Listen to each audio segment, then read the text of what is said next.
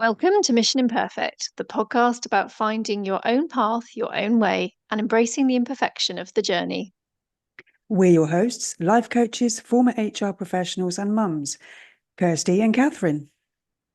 We love to discuss the topics that come up time and time again for our coaching clients and which affect us all, from things like acceptance and boundaries to values and well-being and everything in between. Each episode ends with a question for you and us to reflect on. Your mission, should you choose to accept it, is to grab a cuppa and a biscuit and join us in getting lost in finding ourselves. Hello and welcome to Mission Imperfect. This week's topic is one that I think many of us can relate to. Overthinking. There should be some sort of sinister drum roll or something there. Yeah, I think we all relate to it. You're absolutely right. We even say things like "I'm an overthinker," don't we? We make it into a label, our and personal state. Yeah. Yeah. But the thing is, what do we actually mean by overthinking? And is it different from other thinking? So I thought, as we sometimes like to do, we like a simple definition to kick us off. And this is literally what it said. And I like this. It was thinking about something too much or for too long. And it can be more harmful than helpful. I'd like that idea of it's thinking about something for too much or for too long. But you very rightly said, Kirsty, how do we know Yeah. or too long? Yeah, where that little word "too" is can be problematic, can't it? Because by whose standards? Exactly. So I thought I'll dig into it a little bit more, see what else I can find. And it's a kind of thinking that can keep us basically a bit stuck or going around in circles. So basically sort of thinking around something, but not arriving anywhere. So it's sort of like those looping thoughts that sort of go around. Yeah. And then that you might sort of restart the loop rather than come out the other side. But it can be worry based thinking where we do a lot of what if. And the end result is basically a lack of action or resolution, which I think is opposed to more helpful thinking. Because obviously, as coaches, we are quite fond of thinking, but think in a helpful sense, which I know we don't always get to control. But let's talk a little bit what we mean about helpful thinking, where I think we sometimes refer to deep thinking. I thought maybe it's wider thinking or new thinking, where really what we're talking about is maybe expanded options or a fuller picture, but with this idea that we're going to lead somewhere with it. We're not just thinking for the sake of it, are we? We're trying to make maybe a considered decision or outcome or resolution and then taking the confident action. And that could even involve sometimes when we're overthinking, we're actually just replaying something over from the past, aren't we? It's already happened. There's nothing we can do. But the resolution we need is actually just to put it to bed or let it go or accept it, whatever it might be, rather than keep replaying it. So the action might just be to leave it alone rather than keep going round. To tell yourself to stop, really. Yeah. That confident action is, I am not going to think about this again right now. Yeah. Yeah. Exactly. And it is hard because, our brains do like to wander off and have thoughts of their own. Usually, what's for dinner? When can I have a biscuit? That kind of thing. But we do always have this is the answer to that one, by the way. Yeah. But, have you heard of the phrase analysis paralysis? Mm-hmm. Oh, yeah. yes.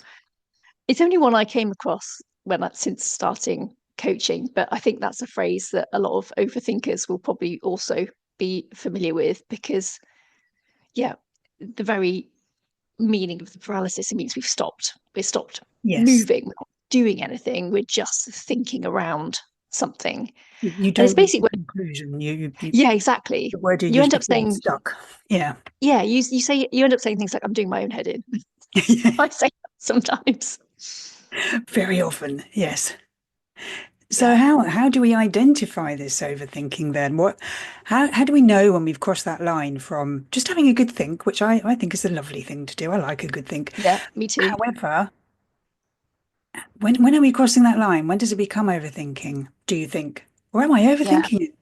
Oh, now this is where it gets interesting because, like, as with most things, there isn't this lovely visible line that we can see and know not to cross it, just like, our own personal boundaries. All of these things, they're our own, aren't they, I suppose? But I think what you might recognize are some of these things. You might be someone who does a lot of what if. We even did a Right. whole episode, didn't we, about what if? And it's probably going to be of a negative skew. So you're Mhm. playing over worst case scenarios. This is overthinking perhaps future decisions.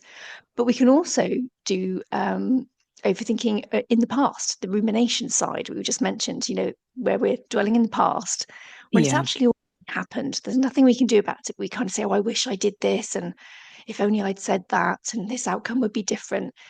And Yeah. you can see immediately with that one how that can be unhelpful because you can't actually change it. You might be able to do something as a result of it, but you can't actually change what's actually Yeah. happened. You can learn from it, but it's when you Yeah. look at it that, it's crazy, isn't it? How much time we spend going over, thinking about overthinking about what's happened in the past that we didn't like, even though we can't change it. Yeah. And we've spoken a bit about this in our presence Yeah. episode. Like we've done with many things, they kind of overlap. So we might do a lot of what ifing for the future. We might Mhm. ruminate in the past and wish we'd done things differently. It could be that we make more fear-based decisions rather than perhaps things that we truly want. We think, I'll do the thing that perhaps keeps me safe or that we think will. And I always say a fear-based decision is not really the true decision because something else is running the show, something else is making the decision for you. It's about It what you could don't be, want rather than what you want, isn't yeah, it? Make that fear-based decision. And sometimes yeah, that's valid, but not necessarily. Yeah, it seems to me there's very much a link between that what ifing and the fear-based decision because, like you said, the what ifing is usually yeah, negative, isn't it? We tend to catastrophize with our what ifs, and that leads so obviously to making a decision around avoiding those nasty what ifs yeah, as opposed to going for something positive that we want. yeah. And it could be procrastination that's masked as I'm Mm. still thinking about it because actually we know there's something else behind that procrastination. I think we've all been there. Oh And yes. yeah, perhaps a little bit of perfectionism as well, which I think was that our very first episode? Well, yeah, because Mission Imperfect, I think we spoke about perfectionism right at the very Did. start. Yes. Yeah, and that refusal to commit to doing something or to putting something out there until you think it's perfect, but then is it perfect is where the overthinking kicks in, isn't it? How can I make it better? What do I need to do? And you end up not doing it. Yeah. So yeah, so sadly, no sort of big red flashing light and sirens going off when we cross that line. We have to find it for ourselves from We do. a good But thing to an but overthink. there are tail signs, and I think the point is it's very normal. So don't beat yourself up over some Oh yeah. overthinking, but it's probably something we don't want to always get caught up in because let's be honest, it's quite mentally exhausting, isn't it? We make so many Mhm. decisions in a day. Some of them are very, very fleeting and the insignificant ones, and it's just perhaps a simple yes or no. But what we Biscuit. don't want Yeah. is the important ones to always get caught up in this level of detailed, time consuming analysis and possible sabotage. Mhm. It's going to be tiring for us to Yeah. manage that in a day. And of course, indecision, because that's what effectively we're doing, we're thinking around something so much and not deciding, results in inaction or not leaving Yeah. something alone, which can lead to anxiety because we've left Mm. something unresolved, we haven't made a decision, haven't chosen to leave something alone. And we also might miss opportunities. I think, Definitely. at its heart, overthinking is possibly a classic case of time being wasted to a degree. It's not to say we do need to think about things, but not perhaps always to the degree that we might do. Very true. And I mean, this kind of rather begs the question, doesn't it? It's not fun. That little Mm. list there, that is not an enjoyable place to be, is it? Being exhausted and indecisive and increasingly anxious because you get that vicious circle of anxiety. Once you start feeling anxious, you beat yourself up for feeling anxious or for not taking action, etc. And that sense of missed opportunities. it's not a good place to be, and yet we keep on doing it. And why is it so hard to stop? As you say, it's very normal. So that this isn't meant as a judgment or criticism in any way, but it is really hard to avoid it, isn't it? And I read somewhere that overthinking is often an attempt to avoid discomfort because it's usually around some kind of decision or about something in the past that we don't feel good about, Mm. and it makes us uncomfortable. So if you very often when we overthink, you do actually know what you want to do, but you also know there's going to be some discomfort involved in doing it. And you keep coming back to it to try and change that or see a way around it, or even to try and convince yourself to make a different decision that maybe doesn't feel as good to you, but avoids discomfort. Yeah. When you're going over and over it in the past, it might seem that you are actively engaging with the discomfort of the past. But at the same time, you were often in those situations trying to justify our own actions, aren't we? Our own behavior. You're trying to change, think about the things we could have said or done that we didn't. Often maybe trying to shift blame. Um, or otherwise we are trying to create defenses against being in that situation again, avoiding the discomfort. So it does have, a purpose, as long as you don't let it go too far. Yeah. Yeah.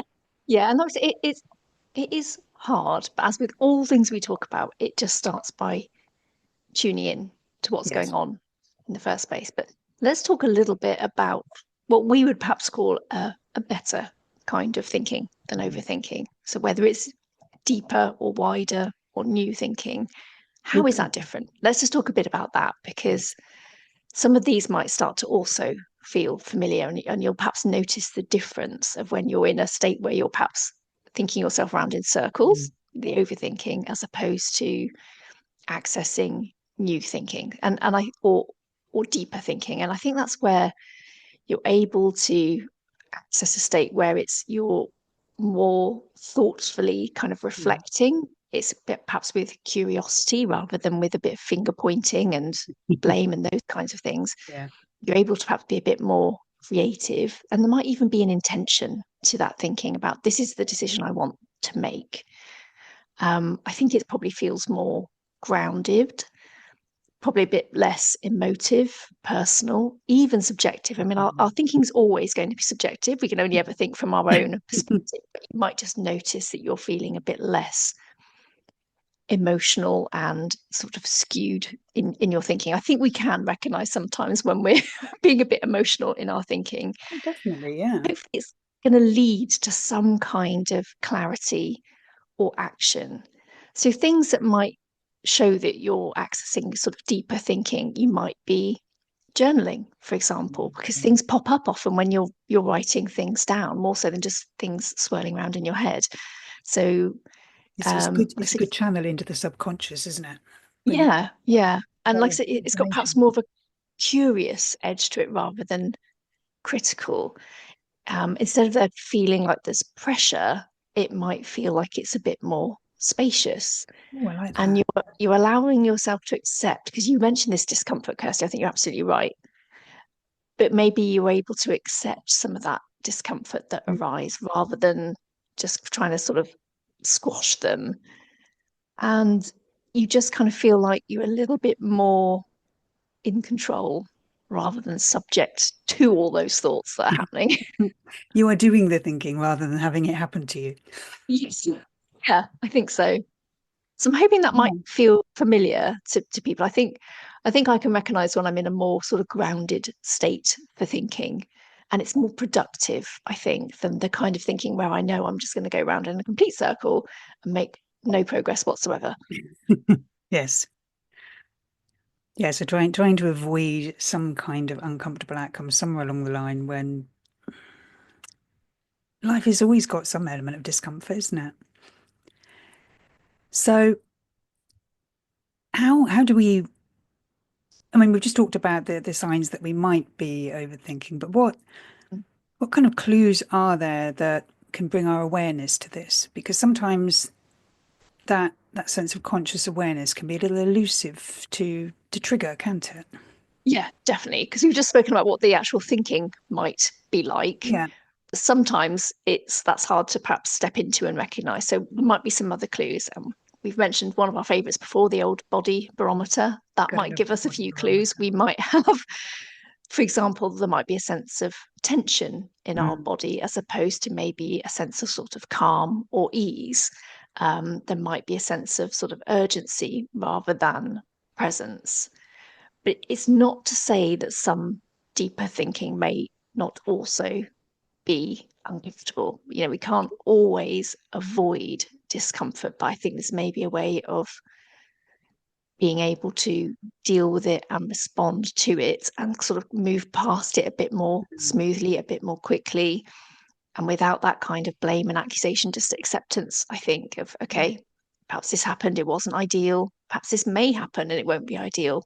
This is what I plan to do, Yeah, and I rather than trust. staying in the what if panic, Mm.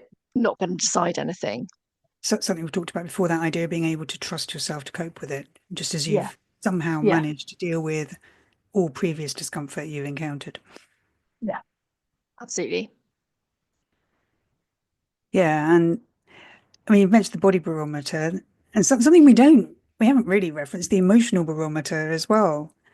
When you recognize that emotional state, because speaking personally, that kind of overthinking loop leaves me feeling very often frustrated. Well, any one of these things, or all of them, Yes. frustrated, annoyed, upset, self-critical, judgmental of others, um, and maybe very using the word emotional when I'm talking about the emotional barometer doesn't seem quite right, but just emotional, likely to, wanting to cry and Mm, rage or whatever. I think that happens quite a lot for me when the overthinking is really getting to me. And we might not always want to admit when we're in that state. And we like to think we're always being perfectly reasonable, but we do know it when we get there, don't we? yeah, definitely. And then hopefully the most obvious of all, but I appreciate this might be on the other side of the thinking, is the thinking outcome. So as you said, Kirsty, the brain barometer, are you moving forward, sideways, or whatever it might be, somehow, rather than staying stuck or in a loop? I Yeah, think those are the two clear signs of overthinking, when there's just no progress. You're no further forward. You've thought all around all sorts of permutations and possibilities and annoyance, and probably the emotions have come in, body barometers come in, but there's no real sense of I'm any further forward than I was before. yeah.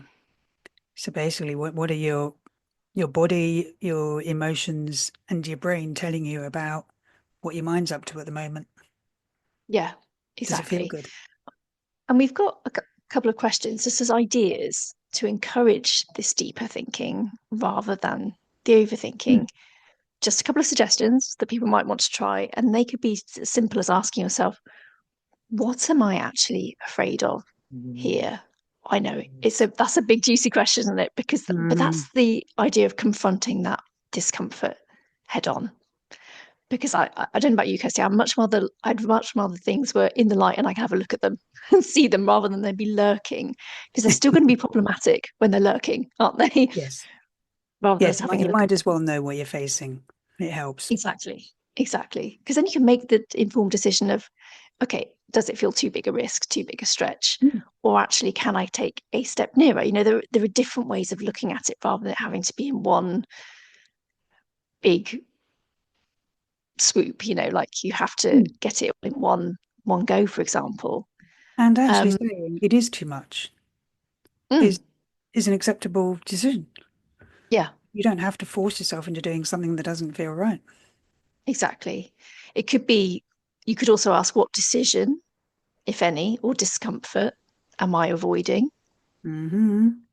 And perhaps, what do I know deep down already? And you might be avoiding it or discounting it, but there might be something there that's also a clue as to why you keep thinking around it. It's almost like, you don't want to look directly at something, so you just think, I'll go around, I'll go around the edges Well, and pretend it's avoid not it. there, it's not there. Yeah. Yeah, exactly. Yeah. And Um, that comes back again to what I was saying just now, that the one thing that we can always know deep down is that we've got this 100% track record of surviving all the discomfort we've experienced so far.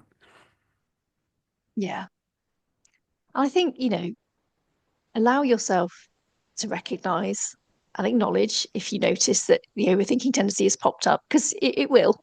we Oh, yes. I think we even had a conversation last week, Kirsty, about something that I was overthinking, and I even said, I called it out as I was overthinking it, and I think you said, yes, I think you quite possibly are.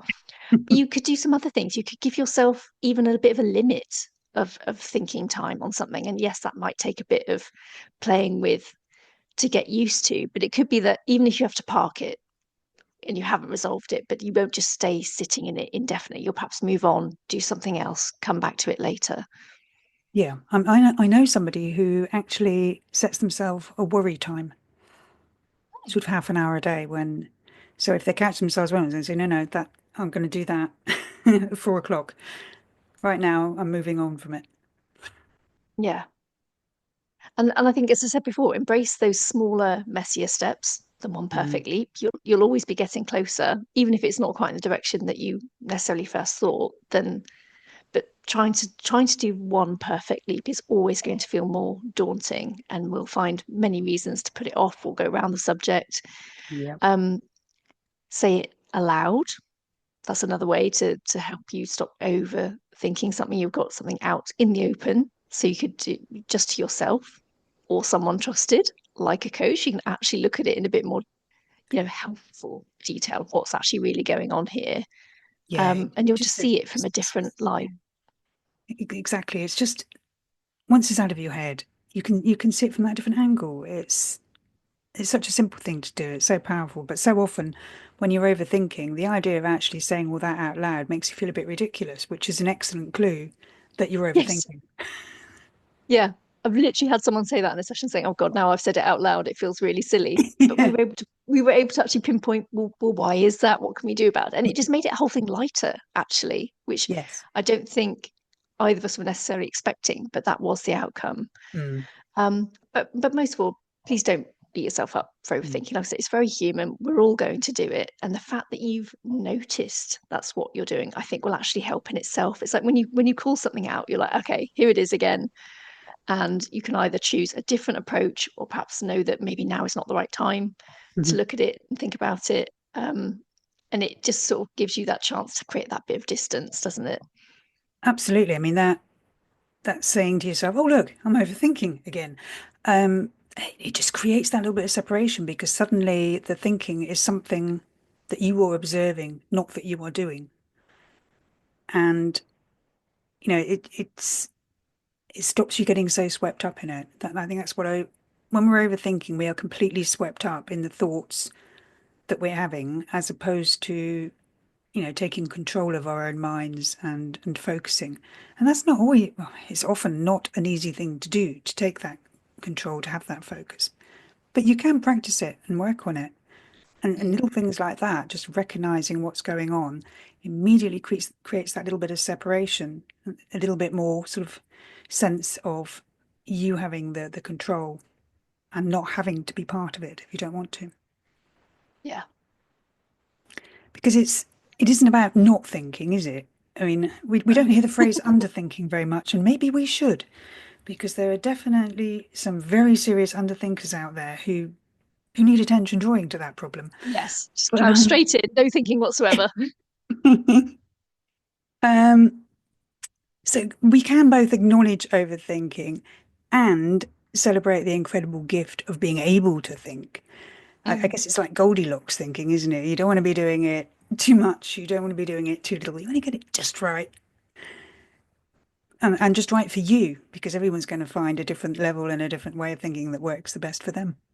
Yes, definitely. No, I totally agree with that. As with most things we talk about, it is about it feeling comfortable for you. But I think we can all acknowledge we've probably all felt some discomfort around overthinking, driving Mm, ourselves mad. Might have said yes. that phrase that I do. I'm doing my own head in. It's one that I say. It's like, because I can't think my way out of it productively. So I know there's other stuff going on there, but I'm going round in a spiral rather than finding my way out. And sometimes we need a bit of help to do that.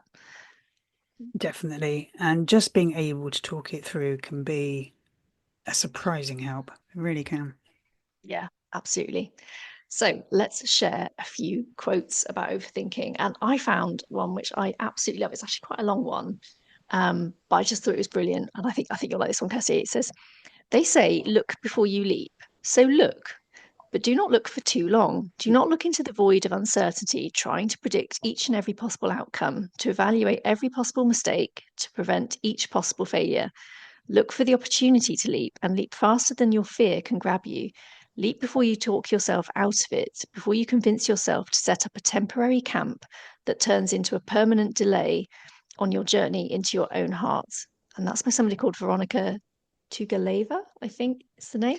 I just thought Wow. that was so brilliant. And there's so many little things that we've touched on probably in other episodes. There are things around fear, talking ourselves out of things as much as we might talk ourselves into them. But the thing that came up for me there was it's about sort of considering, wasn't it? She said, do look, but maybe Mm, don't look forever to the extent that you set up this. I love this temporary camp that turns into permanent delay. yeah. I mean that's powerful. I mean, I think what stood out for me was do not look into the void of uncertainty, trying to predict each and every possible outcome. Yeah. Yeah, that's good what That's, ifery, isn't it? yeah, that really sums up my overthinking. Uh, I mean, I you went for a long and beautifully worded one, and I'm going for a very short and to the point one. If you spend too much time thinking about a thing, you'll never get it done. And that's Bruce Lee. Well, yeah, this is also true. If we spend all our time thinking and not doing, not a lot is actually going to happen, is it? And not We stay totally stuck. unrelated, this one by Alan Watts is the person who thinks all the time has nothing to think about except thoughts, and so he loses touch with reality. So I Oh, thought was rather interesting. It's oh, I perhaps could created overthink. their own world of issues, perhaps ones that Yeah. aren't even there. Gosh, I think I could overthink that quote, you know? Connected you. Yes. I just made your brain ache a bit there, Kirsty. Yeah. Oh, my brain has gone off trying to work that one out a bit. All right, focus. And a final one that I liked was so often people confuse overthinking with problem solving. And Mm. that was from Dinsa Sakan. Oh, my pronunciation is probably dreadful. I apologize. But yeah, I, we, I will often try to convince myself that I am doing useful problem solving work when I'm just going round and round in circles. Yeah, yeah. And that's the time to notice it and perhaps park it for a moment. So, question for everybody. Have you been overthinking about something recently? No judgment here, because we both could readily put our hands up and say yes. But then how did you actually move past it? And Good question. I I'm really trying consciously to spend less time thinking and a little bit more time doing. I want it to be considered action, but I don't want it to be inaction Mm. because I don't want to waste the time that I have. So I was thinking about this, and I think one of the things I spent a lot of time probably overthinking was debating my coaching niche. Oh, So we are all encouraged to have one. So basically, that means be specific about who you are talking to, who it is you want to work with, who you want to help. Because if you try to talk to everyone, you talk to no one. And I totally understand this concept of trying to mm, talk to everyone is probably too loose. People are going to think, well, why me? But I was torn between that and the fact that for me, coaching is so universally beneficial yeah. and it is consistent. The coaching remains the same regardless of who comes. They will come with their own sort of issues and topics. We'll probably see some similarities, but it'll be this beautiful space with the coaching being consistent and the person bringing whatever they need on the other side. Mm. So it took me a long time, but I've landed somewhere which I'm happy with for now. We'll see where it leads me. I basically have Yeah. three strands to my business as a life coach, and I'm just working my way imperfectly through that with some messy action because I know that that is better than no action and just overthinking it. I'm not saying I'm nailing it, I'm not saying it's all going swimmingly, but I'm comfortable enough, I'll put the enough caveat in there, that I'm just doing something that I think it feels okay. And I also, as I've always said from the very beginning, I can choose again.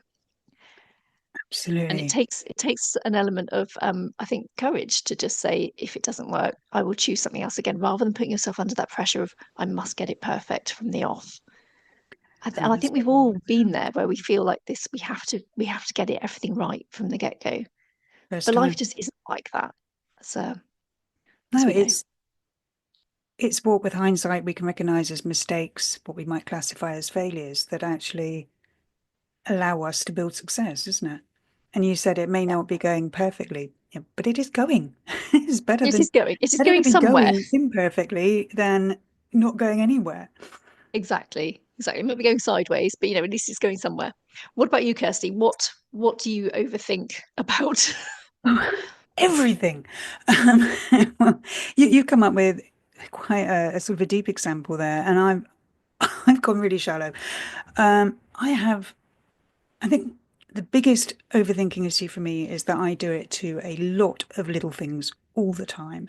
I mean, just silly things like, what to wear. Am I going to be too hot, too cold? Will I need more layers? Will I have the right colours? Will it go under the coat? I've got. I wouldn't even say I spend a lot of time on my appearance, but I can spend an incredible amount of time deciding which particular jumper I'm going to put with a pair of jeans. Ridiculous. You know, how many biscuits to have? That's a good one. That agonizing over, do you go past the two or not? Oh, I was Seriously, just say the I will answer is spend lots, surely. I will spend quite some time on the whole debate about whether I can have another biscuit, whether I should have another biscuit, with the pros and cons. What time to set my alarm for crying out? When you said how ridiculous it sounds when you say it out loud. I've got this weird thing where I don't like to set my alarm for a time that ends in a zero or a five. And then, because everyone's doing that, so it might get overused and not go off. Yes, I know. Um, but, and exactly how many snoozes am I going to want? What's the latest point I can possibly get up without missing endless. Um, and buying things. Oh dear God. Especially online when I can sit there on the laptop for hours and hours comparing different products and different sites and wondering about, cost versus use or value and the right size, the right color, is it eco-friendly? Is there a better? And if you're spending a lot of money on something, that's obviously pretty valid, but I'll do it for loads of cheap shit as well. It's crazy. Um, but the way I'm starting to be able to break myself out of it is a lot of what we've talked about. But I would sum it up as recognizing it, bringing that conscious awareness to it. When I recognize that I'm looping, when I can sense the frustration Yeah. and the emotions that are happening, and it's, if I ask and then asking myself questions around it, what, I mean, going back to the buying something overthinking, the simple question, what if I don't buy this, will often tune me into the body barometer. If there or the emotional barometer more accurately, if there's that sinking feeling when I go, I'm not going to buy it, then obviously I do want to buy it. So let's cut the crap and just buy the damn thing. Yeah. If there's a sense of relief, then obviously I don't want it. So walk away. So I like sometimes it that. can be surprisingly simple. We just need to find you an extra one to add to the question on the biscuits and the alarm clock and see what question we can come up to help you with that. But no, I really like that example. What if I don't buy this? And seeing Yeah. how you respond to that, and then you can make the decision, I would hope, quite a lot more quickly, and it feel like it was the right one rather than having to keep thinking around all those other things that you mentioned. Yeah, I mean, with a lot of decisions, just asking yourself, what if I don't? It Yeah. can trigger a sense of what you really want Yeah. outside of all the overthinking. Excellent. Well, I hope you've all found that helpful to consider some of the differences between overthinking and perhaps some slightly more useful thinking, whether it's deeper, wider, new, just something to help you make a decision and make some kind of movement or progress or leave something alone, as it might be if we're going over past stuff. I think that's it for this week, and we shall see you all soon for another episode. Take care. Thank you for listening to this week's episode of Mission Imperfect. Please visit the show notes for details on how to contact us and for any resources we may have on the topic discussed. Until next time, keep being imperfectly you. No one does it better.